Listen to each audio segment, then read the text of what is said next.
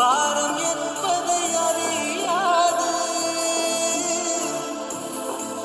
உன் பழைக்கு முகத்தை பார்த்து கொண்டால் பசியோ வலியோ தெரியாது.